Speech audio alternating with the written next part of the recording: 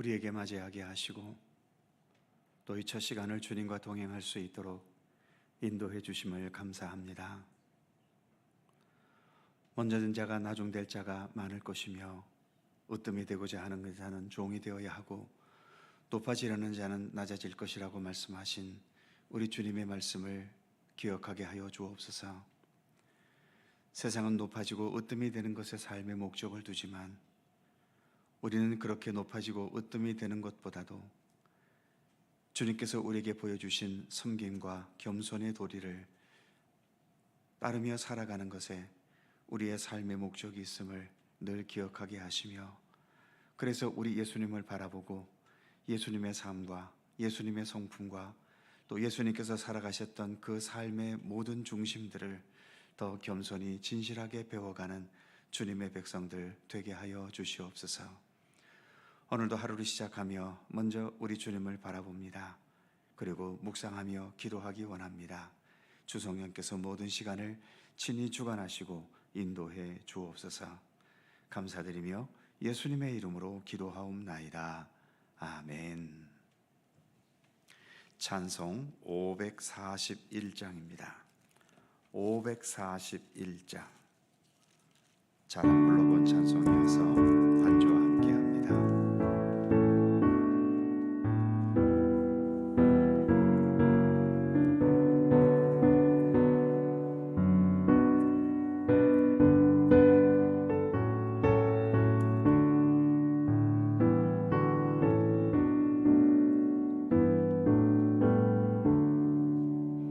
꽃이 피는 봄날에만 주의 사랑 있음인가, 열매 맺는 가을에만 주의 은혜 있음인가, 땀을 쏟는 여름에도 주의 사랑 여전하며, 추운 겨울 줄일 때도 주의 위로 변함없네. 솔로몬의 부귀보다 욥의 고난 더 귀하고, 솔로몬의 지혜보다 욥의 인내 아름답다. 이 세상의 부귀영화 마귀 유혹 손짓 하나, 고생 중에 인내하면 최후 승리 이루리라. 세상 권력 등에 업고 믿는 자를 핍박하는 어리석은 사람들아, 회개하고 돌아오라. 우상의 힘 얼마가며 인간의 힘 얼마가나, 하나님의 심판 날에 견디지를 못하리라. 저 천국을 바라보니 이 세상은 나그네 길, 죽음의 길 피하라며 나의 갈 길 막지 마라. 내게 맡긴 양을 위해 나의 결의 평화 위해 우리 주님 가시 하신 길을 충성으로 따르리라.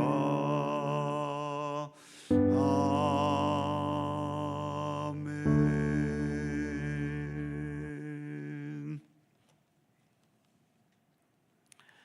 사사기 6장 7절입니다.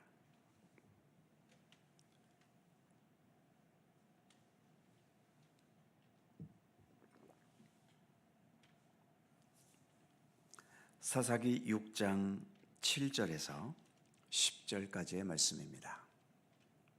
교독하시죠. 제가 먼저 7절 읽습니다. 이스라엘 자손이 미디안으로 말미암아 여호와께 부르짖었으므로 여호와께서 이스라엘 자손에게 한 선지자를 보내시니 그가 그에게 이르되 여호와께서 이같이 말씀하시기를 이스라엘의 하나님 내가 너희를 애굽에서 인도하여 내며 너희를 그 종 되었던 집에서 나오게 하여 애굽 사람의 손과 너희를 학대하는 모든 자의 손에서 너희를 건져내고 그들을 너희 앞에서 쫓아내고 그 땅을 너희에게 주었으며 내가 또 너희에게 이르기를 나는 너희의 하나님 여호와이니 너희가 거주하는 아모리 사람의 땅에 신들을 두려워하지 말라 하였으나 너희가 내 목소리를 듣지 아니하였느니라 하셨다 하느니라. 아멘. 7절 말씀을 다시 보면 이스라엘 자손이 미디안으로 말미암아 여호와께 부르짖었으므로, 매번 그렇듯이 이번에도 그들은 고통 중에서 하나님께 부르짖었습니다. 그런데 처음 사사였던 온니엘 때, 두 번째 사사였던 에훗 때, 그리고 여성 사사였던 드보라 때에는 백성들의 부르짖음에 대해서 하나님께서 별 말씀 없이 그들을 구해줄 사사들을 세우셨었죠. 그런데 이번에는 사사를 세워서 보내시기 전에 먼저 선지자를 보내셔서 말씀을 주십니다.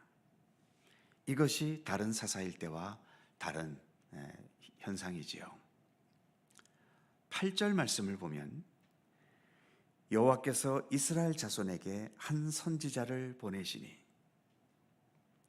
지금 이스라엘 백성들은 먹고 살기 힘들 만큼 고통과 학대를 당하고 있는데 이들을 한시라도 빨리 구해 주셔야 할 것 아닙니까?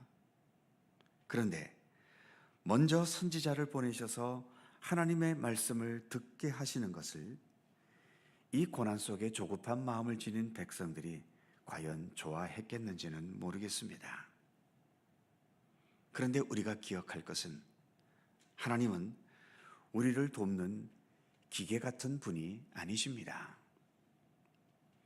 스위치만 누르면 작동되는 기계이거나 어떤 원하는 내용을 입력하면 답을 내주는 컴퓨터 같은 그런 분은 아니라는 거죠. 하나님을 이런 식으로만 믿는다면 그건 믿음이 아니라 하나님을 기계처럼, 컴퓨터처럼 이용만 하려는 것일 뿐인 거죠. 물론 하나님께서도 즉각적인 도움이 필요할 때에는 언제든 먼저 도움의 손길을 펼치시기도 합니다. 지금까지 여러 이스라엘 백성들의 위기와 고통의 상황에서 즉각적으로 도우시고 즉각적으로 사사들을 세워주셨듯이 말이지요. 그런데 이번에는 도움을 주시기 전에 한 번쯤은 말씀을 하시는 것이 필요하겠다고 하나님께서는 생각하셨나 봅니다. 그래서 사사를 세워 보내시기 전에 선지자를 먼저 보내신 거지요.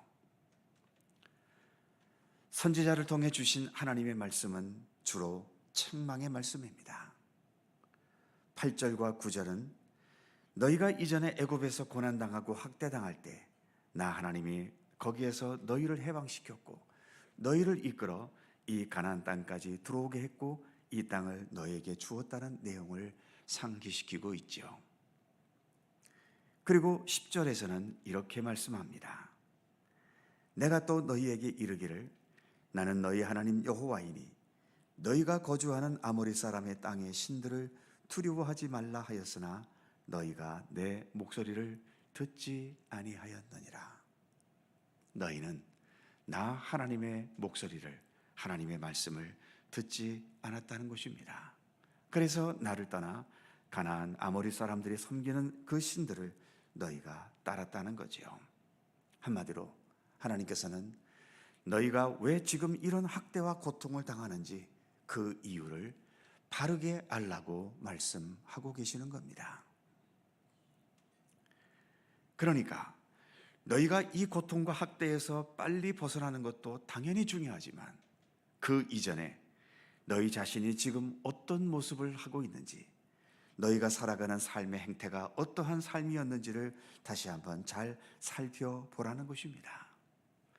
그래서 오늘 본문 말씀에서 뉘우치라는 말이나 회개하라는 말씀은 없지만 결국 하나님께서는 이스라엘 백성들에게 너희 자신의 모습을 돌아보고 회개하라는 것을, 회개를 촉구하는 말씀인 거죠.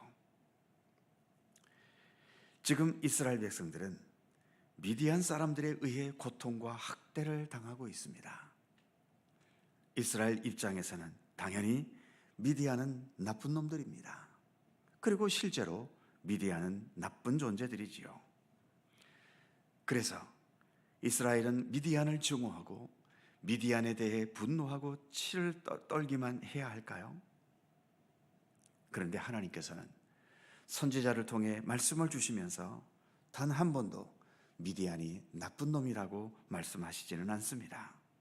오로지 이스라엘 백성들의 잘못된 행태를 지적하고 계시는 거죠.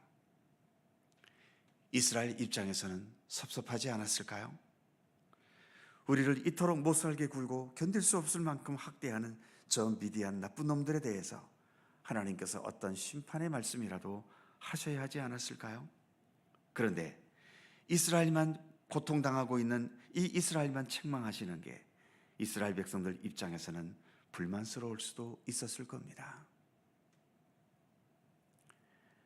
내가 억울하고 원통하고 상처받은 일을 당했을 때 우리는 본능적으로 이렇게 억울하고 상처받는 나는 아무 죄나 잘못이 없고 오로지 나를 괴롭히는 저놈만 나쁘고 저놈만 악한 놈이라고 생각하며 분노와 증오를 가질 때가 있죠. 그런데 오늘의 이 말씀은 미디안이 분명히 나쁜 놈들이 확실하고 그래서 그들에게 마땅히 임하게 될 하나님의 엄한 심판이 있겠지만, 그래서 하나님께서는 이를 위해 사사를 세우셔서 미디안을 멸절시키겠지만, 미디안이 심판받고 망하는 것보다 더 중요한 것은 먼저 이스라엘 백성들이 자신을 하나님 앞에서 겸허히 돌아보고 내 안에 어떤 문제가 있었는지를 생각할 것을, 그래서 하나님의 뜻으로 다시 돌이킬 것을 하나님은 말씀하고 계시다라고 하는 사실입니다.